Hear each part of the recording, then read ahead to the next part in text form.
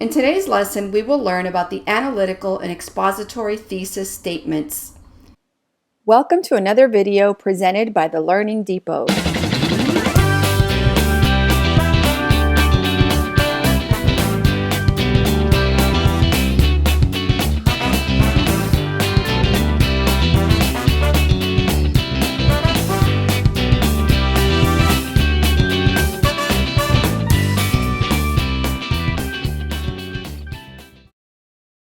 In a previous video, we learned about the argumentative thesis statement.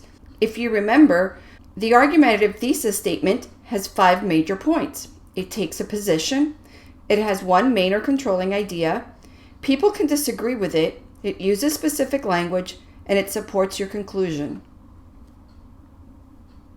Here's an example of an argumentative thesis statement.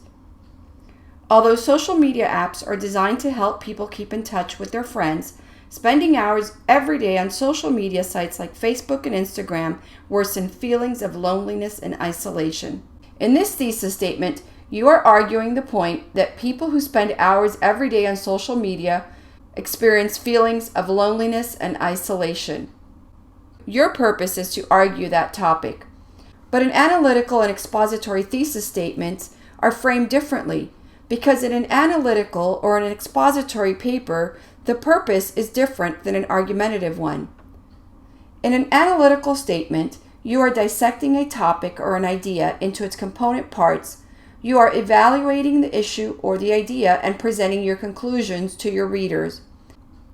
Therefore, an analytical thesis statement will explain what you are analyzing, the parts of your analysis, and the order in which you will be presenting your analysis.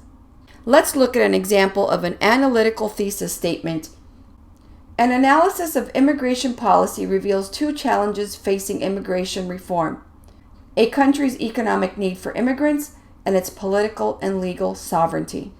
In this thesis statement, you will answer the how and the why. You will explain what you discovered in your analysis, how you categorize your discoveries, and in the order that you should present your discoveries. Let's go on to the expository, or sometimes called the explanatory thesis statement. An expository thesis statement is very straightforward. Here you are simply explaining a topic. Unlike the argumentative thesis, where you take a position, or the analytical thesis, where you evaluate a topic, an expository thesis remains neutral. Simply explain to your readers what you found. Let's look at an example of an expository thesis statement. People are taking notice and doing their part to reduce waste by recycling. The most common ways people recycle is by requesting paper bags at the supermarket, donating old items to charitable organizations, and avoiding disposable goods.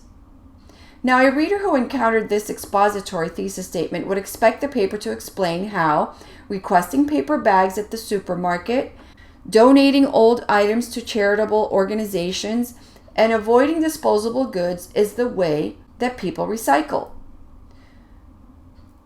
Remember that when you're writing an expository thesis statement, your paper will seek to explain or inform the reader about your topic.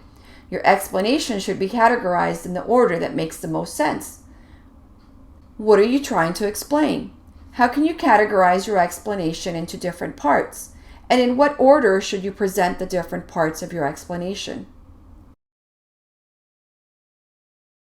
To summarize, a well-crafted thesis statement has often been compared to a roadmap because it presents the topic of your paper and tells the reader what to expect. Since the thesis statement contains the topic and the controlling idea of your paper, it guides your writing and keeps your ideas focused. And whereas an argumentative thesis statement argues a topic or position, an analytical thesis statement analyzes a topic, and an expository thesis statement simply explains the topic. And one last thing, don't forget that the type of paper you write will determine the structure of your thesis statement. Your thesis statement will determine the purpose of your writing, and it is okay to go back and revise your thesis statement as you are developing your paper. We hope you enjoyed this video, and if you did, don't forget to give it a thumbs up and subscribe. We'll see you real soon.